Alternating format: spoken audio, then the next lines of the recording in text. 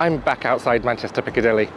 I've still got a few more stations on the Hope Valley line to do, so it's time to complete visiting every station on the Hope Valley line. Come with me.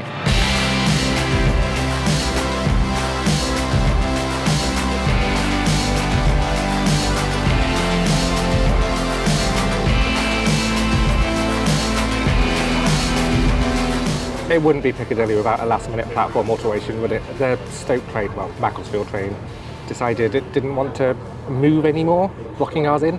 So, fun. At least we're on a train. Yeah. I don't think Macclesfield's causing the problem. Grr, Macclesfield.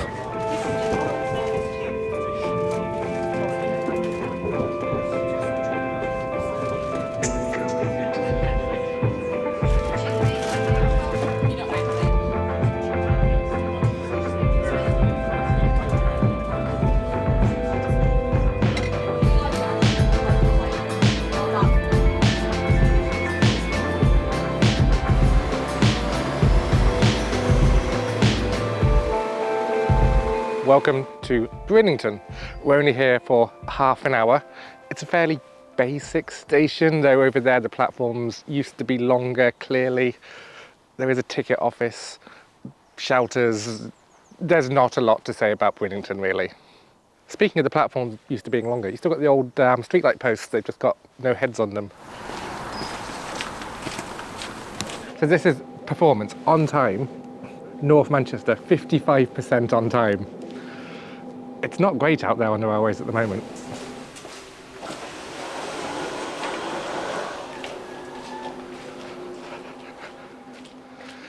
So Bridlington doesn't have the best reputation in the area. We're in Stockport and it's one of the more deprived areas of Stockport, but in the station ticket office there, it's really well looked after. There's a swap shop and yeah, it's really helped bring down the antisocial behaviour in the area. We have a problem. At the next station of Bredbury, I only had 11 minutes, but our next train is 8 minutes late. This is going to be fun. Yes, I just looked at my wrist when I don't have a watch.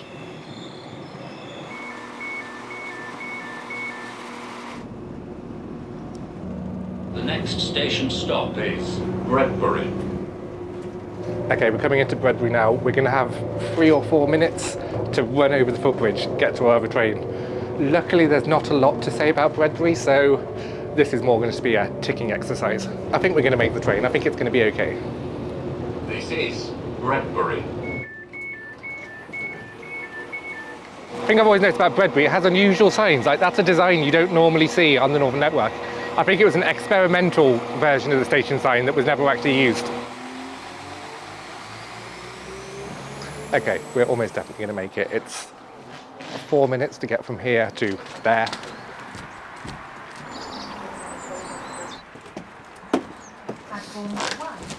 Made it. And enough time to walk down the platform. Bellevue next.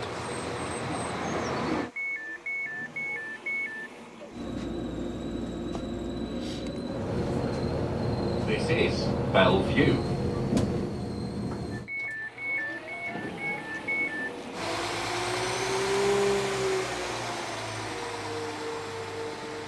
This is Bellevue Station. The station I think should actually be called Gorton Station, because Gorton Station is nowhere near Gorton. Bellevue is closer to Gorton than Gorton. We got 20-something minutes here, so not a rush like Bredbury. Let's have a look around. I've just noticed the platform has been extended by a little bit. I'm going to hazard a guess this is something to do with introducing 4-car trains down here, but it's like that much. Right by the station of Bellevue, there used to be the old Bellevue Zoological Gardens. It's like an old zoo, amusement park, exhibition hall, all of that. Now long since gone. All that's left is a speedway that's just behind me on Kirkmanshue Lane. It's all just a bit grim around here, I'm not going to lie. Should we go back to the station? The station itself is on Hyde Road, which is like the main A57 into Manchester. Fun fact, you'll notice a lot of houses have already been demolished on one side of the road because it was meant to be one of the motorways coming into Manchester. That plan has long since been dropped and Like there's newer development on one side than there is on the other because space was left for the motorway. It's a very weird place to put a station sign. Platform's all the way down there. Also of note, because of like the old zoo and amusement park, etc., used to be a much better used station, and as such it used to have 4 platforms. So it's one of those stations that is a shadow of its former self. We're going to be on this train for 1 minute.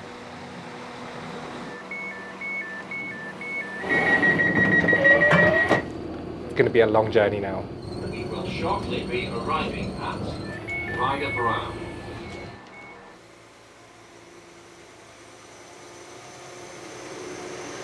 Ryder Brow station, there is literally nothing here, but there's interesting things between here and our next station of Reddish North. So what we're going to do, we're going to take a bit of a walk to Reddish North and look at some of these interesting things.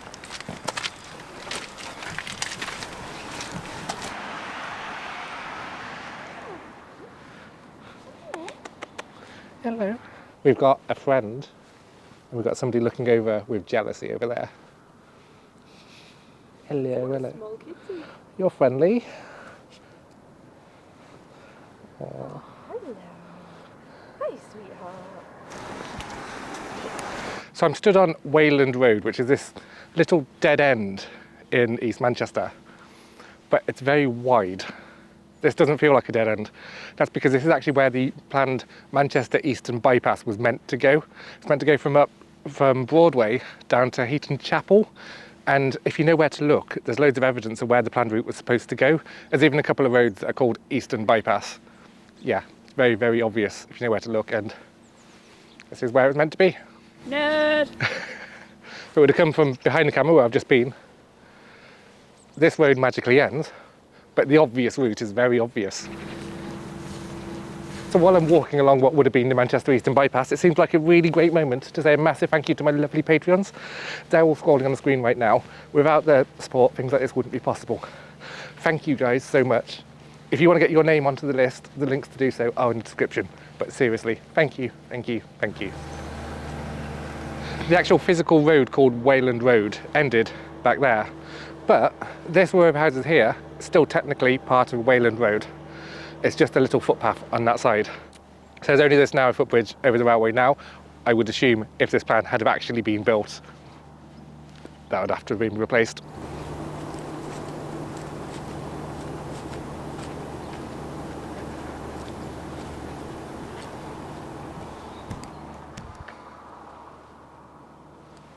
It's not the kind of place you want to be at night around here.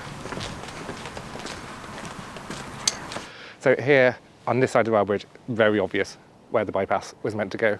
But also of note here, this is the site of the old Reddish depot. It's now a new built housing estate, but it used to serve all of the electric trains for the Woodhead line. It was actually situated on the Fallowfield Loop, which is now closed. We talked about that when we were at Fairfield in one of the previous videos. Yeah, the Fallowfield Loop is now a walking and cycling route, and we're going to go on it for a little bit, just on the other side of this estate. So I thought we were going to be going down the Fallowfield Loop, but to check the map, we're not. We are going to go over it though, and the bridge is somewhere around here, I hope. I totally know where I'm going. Okay, so this is an old bridge. Noisy football people. This is an old bridge over the Fallowfield Loop. Clearly used to be a road of some kind, but now just a footpath. And down there, you can see what is now the cycling route. You can tell this used to be a road bridge because you can see all the old curbs down the side. That side's just overgrown, much wider. I didn't realise how long this walk was going to be.